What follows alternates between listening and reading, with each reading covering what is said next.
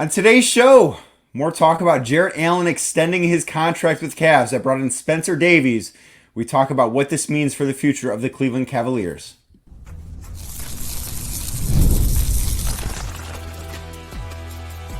You are Locked On Cavs, your daily Cleveland Cavaliers podcast. Part of the Locked On Podcast Network, your team every day.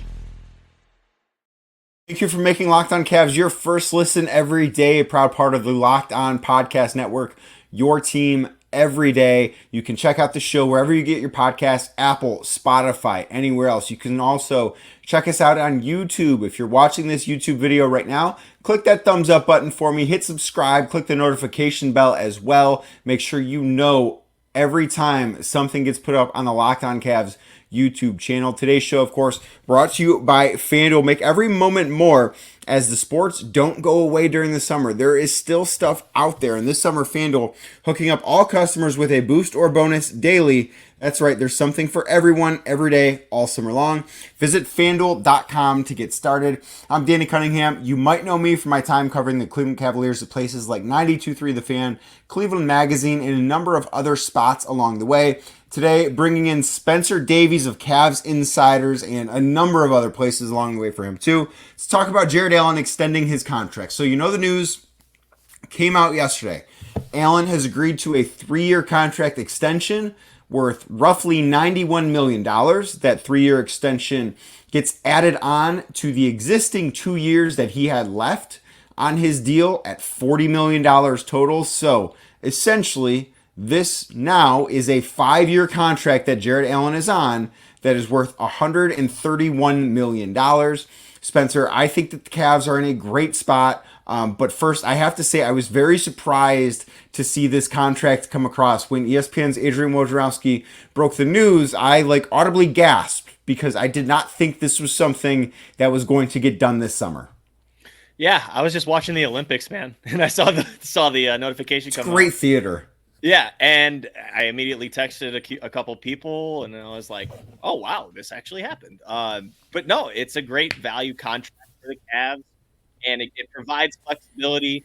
This is also an indicator that they are committed to this core four, and that wasn't just speak at the end of season press conference. Kobe Altman and company do believe in this core four, and they just want it under a different general, under a different vision, and some different tactics. So, kudos to them for sticking to it. And this first half of the season, maybe full season, however it may go. And it also depends, I'm sure we'll talk about it, on when Jarrett Allen actually puts pen to paper. But this is obviously a indicator that they're just going forward with it and running it back. Right. And there were a number of things that popped into my head. And, I didn't expect this extension to get done because I thought Jarrett Allen was worth more than the Cavs were able to give him.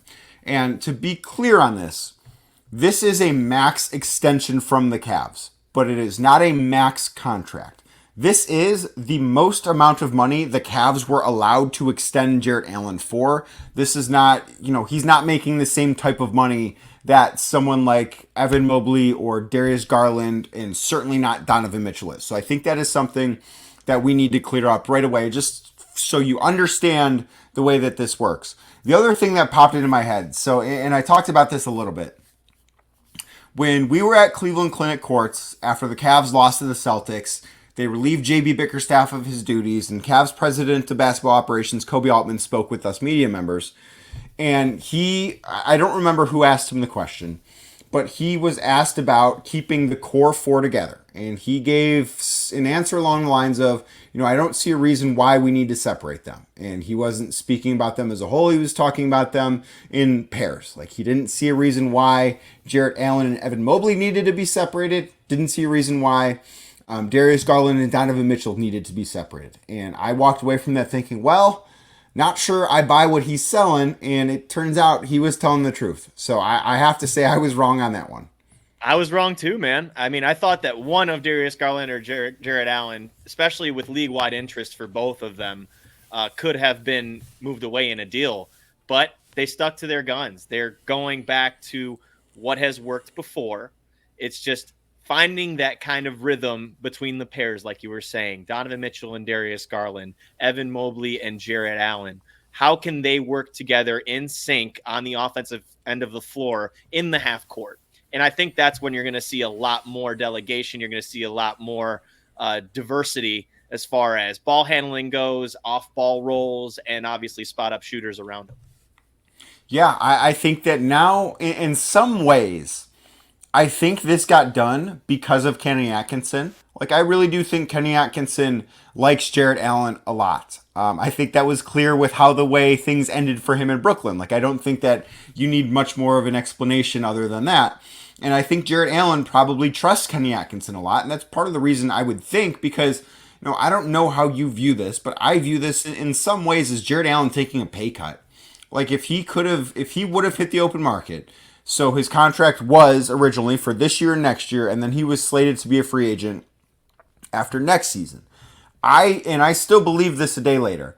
I believe he could have gotten more money on the open market than he signed the extension for. And I think part of the reason why he should have been interested in this is because of his relationship with Atkinson. I think that's a big thing here. Believe so as well. And you mentioned it. On the open market, he probably was going to command a lot more per year. Yeah, I think like 35 a year, probably. Yeah, somewhere between maybe 33 and $36 million a year. And if you combine the 2 years he's already signed up for that existed before the extension was announced on Wednesday, and the 3 years added on, he's basically on a 5-year deal worth $26 million a year. That is, for all intents and purposes, about $10 million less per year than what I think he could fetch on the open market. 100%. And the deal that they originally extended him on in the first place was already a bargain contract. And now you look at what they've done and extended him for these next 3 years on top of the 2 years that was left. That's just essentially saying long-term, if this works, then we're in a great position to keep these guys together.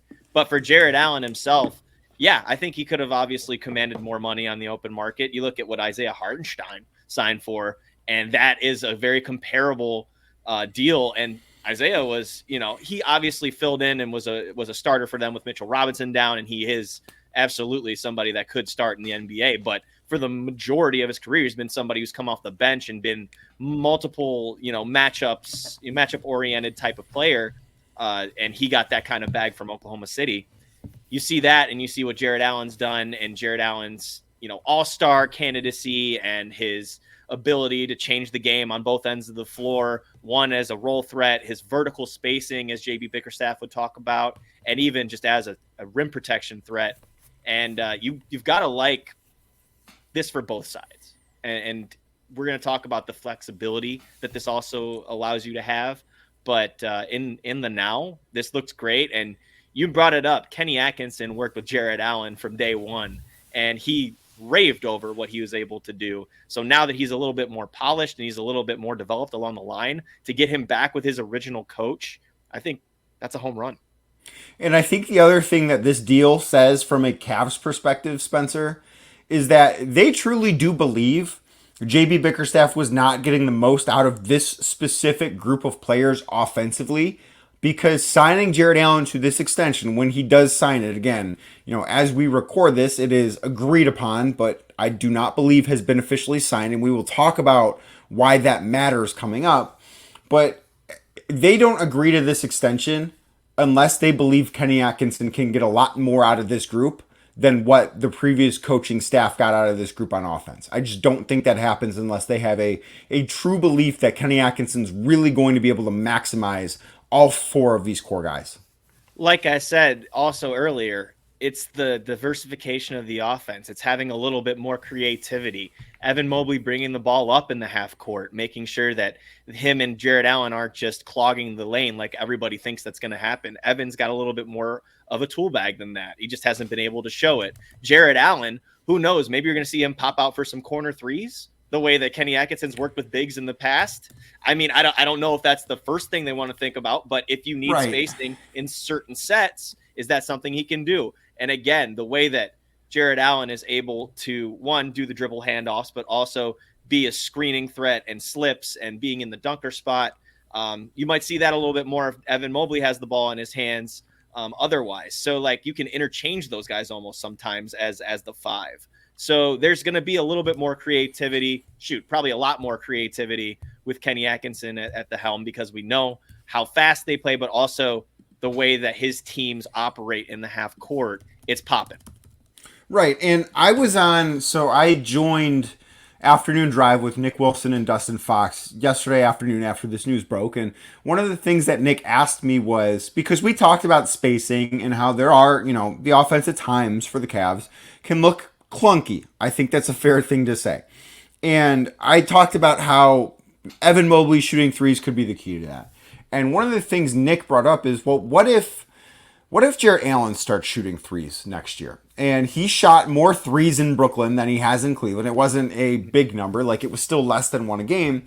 But it got me just thinking about Brook Lopez, to where he made it very far in his career before he started being someone that even thought about attempting threes from the outside. His age 27 season, the year the Cavs won the title, 2015-16, took 0.2 3-pointers per game. His next year took 5.2 3-pointers per game. Is that something we can see from Jarrett Allen? Because that could be the answer offensively. I'm not saying it is, but I think with Kenny Atkinson, with this extension, it's worth at least thinking about. It is worth thinking about. And I think you can also look at that from Evan Mobley's perspective as well. If you're utilizing him in DHOs, say Darius Garland or Donovan Mitchell is involved in one of those, he can fake handoffs and then just pull from there, right? If you're at the high point of the floor, and you've got so many different options. It's almost like read options in football, but it's in basketball. Like you can have so many different actions come out of that high pick and roll, or in dribble handoff situations, back to basket. There's so much creativity and untapped potential, but between both of these bigs that I think a lot of these people haven't seen yet. And there's a tool bag that both Jarrett Allen and Evan Mobley possess that hasn't been utilized so much, because we've seen so much high pick and roll and traditional stuff. And, even getting Darius Garland and Donovan Mitchell off the ball with those guys, I think could be really fruitful. It could be. You mentioned flexibility moving forward for the Cavs, and whenever someone signs a 3-year contract extension and is locked in for 5 years with a lot of guaranteed money, you think, okay, well, the flexibility's gone. Neither of us think that's the case. We're going to talk about that next right here on Locked On Cavs.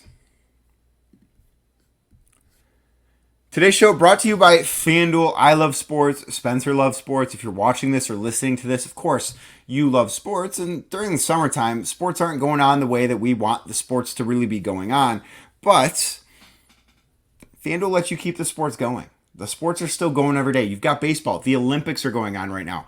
It is Thursday, August 1st. You know what we have today? We have football. Football is back. FanDuel's got you covered. All you have to do, open up the app, dream up any bets that you've got. And this summer, FanDuel is hooking up all customers with a boost or bonus daily. That's right. Something for everyone, every day, all summer long. One of the things that I'm looking for right now, the trade deadline in baseball is passed. I'm a little disappointed that the Guardians weren't a little bit of a more active buyer. I would have loved to have seen them land, a mid to front of the rotation arm. They didn't. They traded for 2 guys who have combined to throw 0 innings pitched this year. However, they've got the best record in baseball. They have a huge series this weekend. But as I look at this, they're plus 650 to win the American League. Right now, the New York Yankees and the Baltimore Orioles, both well ahead of them in odds. There is great value with the Guardians. I'm not saying they're going to win the AL, but there's better value with them than there is any other team in the American League right now. So head on over to FanDuel.com right now and start making the most out of your summer. FanDuel, the official sports betting partner of Major League Baseball. So Spencer, one of the things that both you and I agree upon is that this contract for Jarrett Allen actually gives the Cavs future flexibility. I don't think it gives them flexibility this upcoming season. And there are some important things about how this plays out that we can talk about. But I do think that in the years to come, this makes the Cavs it gives Kobe Altman more flexibility as he looks to continue to tweak and shape this roster. It does. And I think the thing that you're talking about is Jarrett Allen hasn't signed the dotted line yet. As we record this, it is late Wednesday night. So obviously this can happen at any moment. I just need to note that it can happen any moment. It's late Wednesday night as we record this. So you could be listening to this and he could have signed this, but what we're about to talk about still makes sense. The segment could be going awry. But you have to denote that. You do. But basically what we're getting at is if Jarrett Allen doesn't sign by August 6th or August 7th, he can't be traded for 6 months. So this is very important timing-wise, because if things don't go the way that Cavs anticipated, or if this is how they've planned it, then the contract language definitely comes into play, and the rules of the league come into play to where he can't get traded this coming season. That's the important part to note here. Yes. So Jarrett Allen, the NBA trade deadline, like we've got some key dates for the upcoming season. The NBA trade deadline is February 6th, of 2025. When you sign an extension, you are not eligible to be traded for 6 months. So the Dallas Mavericks could call and say, we want to trade you Luka Doncic for Jarrett Allen. And the Cavs can't do anything about it. They cannot make that trade. It doesn't matter how big of a win, how big of a loss. He is ineligible to be traded for 6 months. So if he signs this contract extension either before or on August 6th, he can be traded once that 6-month period is up. If he waits until August 7th to sign this extension, Jarrett Allen cannot be traded until next offseason. So that is an important thing to follow along here. I'm not saying that the Cavs would want to trade him this year. I don't believe that to be the case, but that is just a little bit of paper. It's a paperwork. It's a clerical thing that I do think is worth keeping in mind here, just as we talk about this. But that said, everyone sees this. Okay, well, he's on the books for 5 years now. They're locked into the core four forever. I think this deal, and it's not this year, but I think this deal makes Jarrett Allen so much more attractive as a trade chip in the coming years if he continues to play at the level that he's played at, where I thought this past year, and Spencer, maybe you disagree, I thought this past year was the best year of his career. If he continues to play at that all-star caliber level and continues to do these things the way he has, and Evan Mobley develops into an all-star, all-NBA type player, Jarrett Allen might become a little bit more expendable. I think that the value the Cavs could get back for him is so much more than it was this summer. And I think the value this summer was probably pretty high. It was because of that playoff series until he obviously got hurt in Game 5 when Franz Wagner and him got tangled up. And we all know the story of the shot and whether he was not going to take it or not. Put that away. Jarrett Allen was tremendous in the playoffs. And in that stretch, for sure, with Donovan Mitchell and him, had to pick up the pieces when Darius Garland and Evan Mobley went down, and they were pretty much the best team in basketball in that stretch. That's what Jarrett Allen is capable of. And there's so much more to that when you have Kenny Atkinson, who's an X's and O's guy, who can draw stuff up when he's diving to the rim, when he's popping out. He's got so much ability on the offensive end that we have not been able to see consistently. And I think equal touches is very important. But for Jarrett, I think that this is a very, very big point that you're making, because there's so many teams in the NBA that value big men. And for the Cavs, you look at what's the biggest question every single offseason we talk about. When are they going to get the wing that's 6'7", 6'8", that can shoot threes and play defense? This is your opportunity if that's the direction they're electing to go and if that's what their aim is. I don't know the philosophy. We know that they've been lacking in the true small forward place for the last 4 or 5 years. I guess Lauri Markkanen. Since Lauri Markkanen. I mean, but even then, I know he played a lot of 3 for the Cavs.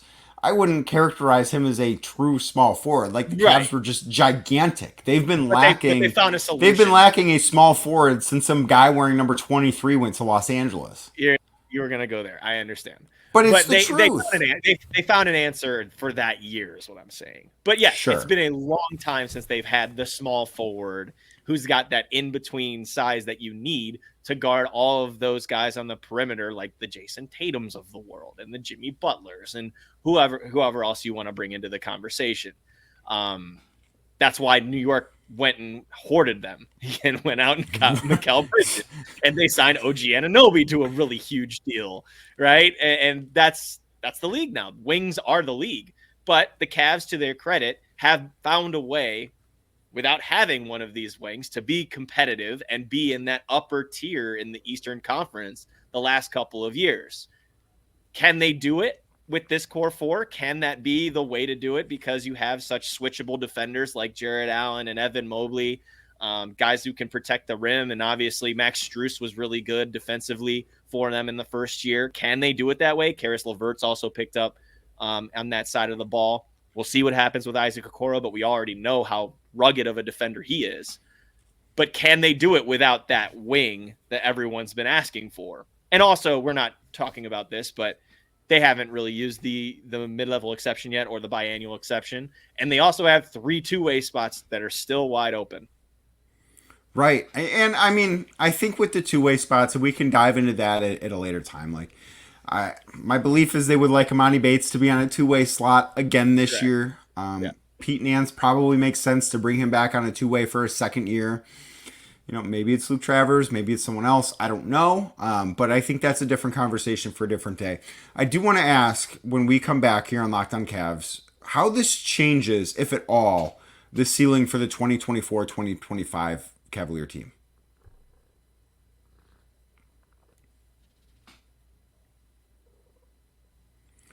Thank you again for making Locked On Cavs your first listen every day. You can find the show wherever you get podcasts, Apple, Spotify, anywhere else. Also, check us out on YouTube. Just go search Locked On Cavs. If you're watching this video, click that thumbs up button. If you're not watching this video, go watch this video, then click that thumbs up button, subscribe, and hit that notification bell. So, Spencer, the only outside addition the Cavs have made this year is Jalen Tyson, who they selected number 20 overall, the first round of the NBA draft. They've taken care of their own. They've signed Donovan Mitchell to an extension. They've signed Evan Mobley to an extension. They've obviously now signed Jarrett Allen to an extension. How do you view their ceiling compared to what it was last year? It's essentially the same roster. So what was their ceiling last year to you before the season started? Because when I look at this too, it's a little bit of an incomplete because we know in the playoffs that there were significant injuries. And, that had to do with Donovan Mitchell. That had to do with Karis LeVert, Jarrett Allen. That's a huge part of the team that was hurt. And Evan Mobley had to find his rhythm before he got back into the playoffs. And then we saw against Boston what Evan Mobley was capable of and was able to do there. Did you see last year as a fulfilled season, or was that an incomplete grade? It's really based on perspective, right? I mean, you still have to give a grade. Like, I don't think a season is an incomplete grade. I think that the expectations probably moved a bit throughout the year, but that was a team that I personally thought should have had goals to get to the conference finals. Correct. And then when they matched up with Boston, even if they were healthy, if Donovan Mitchell wasn't hurt, if Jarrett Allen wasn't hurt, if Karis LeVert wasn't hurt at the end, they probably get another game. Like, that series probably goes 6 games. I thought they played them pretty tough, to be honest. But I don't think they win that series. I don't think they beat Boston 4 times. They probably win another game, and that's awesome, and you might feel a little bit better about them. But I ultimately think with this, okay, does this get you closer to getting over the hump? And this move in a vacuum, while I think it's a good move, I don't think does. What I think the Cavs are banking on is, I talked about all these moves they've made, all the extensions they've handed out in the draft pick they made. They're banking on Kenny Atkinson's hiring being the biggest move they make all offseason. Like, that is what I've learned as it's August 1st and we talk about this. I agree. And I think they're also banking on internal development. And Kenny Atkinson's a part of that. Darius Garland and Evan Mobley, those are the focuses. Yes, you're going to still want to get improvement from Donovan Mitchell. You can build on whatever season that he just had. Amazing all-star campaign, all that. Same with Jarrett Allen. We just talked about how he's familiar with Kenny Atkinson and all that. But this Kenny Atkinson hire was about Darius Garland and Evan Mobley. And it's getting Darius Garland back to the form he was 2 years ago before he got hurt. And it's about making sure that Evan Mobley gets a little bit more touches, gets more involved in the actions, and is utilized more and more consistently than he's been in the last couple of years. I think that is the obvious answer here when it comes to Kenny Atkinson. Yes, you need to improve over the offseason to add guys. And we're still, yet to see what happens, like we said before, with the mid-level exception or biannual exception, two-way contracts, whatever. But Kenny Atkinson was brought in to develop guys. And I think that is particularly Darius Garland and Evan Mobley internally growing up a little bit more. And who's to say they're wrong? Because, we've seen what Darius Garland is capable of, and we know how good of an off-ball threat he is as far as being a catch shooter that needs to be utilized more. He's one of the best catch shooters in the league. I think he needs to be more willing. Yes, absolutely. He needs to take more. Does. Like, he needs to be more willing. Yep. It's not that he's not good at it. He's awesome at it. I need him to take... I think the Cavs will be in a good spot if he's taking 8 threes a game. I'll feel so much better about their offense if he takes 2 more threes a game than he did this past year. I will. Yeah, and Kenny mentioned it in his intro press conference. He's dealt with the 2 guards and 2 bigs on the floor at the same time. He brought up, and I don't know if Cavs fans want to hear this stuff, but Steph Curry and Jordan Poole, and he brought up Kevon Looney and Draymond Green being on the floor at the same time. Obviously, different sizes, different skill sets, and all of that, but he's done it. And the Warriors found success doing that in the playoffs even. So won a title with Kenny Atkinson on the staff. I was going to say, so that's important. To have that experience and to also understand that personnel works together. So why can't it work here? Yeah, I think it can. It will be very interesting when the ball starts bouncing again. We will have a lot to talk about when training camp rolls around. But for now, we have a Jarrett Allen extensions to continue talking about. Spencer, thanks so much for joining Locked On Cavs today. Very, very much appreciate you taking the time to make this happen. You can find Spencer at Cavs Insider. Check him out on Twitter at Spin Davies. You can find me on Twitter at Real D Cunningham. Of course, all my stuff is at 92.3 The Fan and Cleveland Magazine as well. Once again, thank you for making Locked On Cavs your first listen every single day.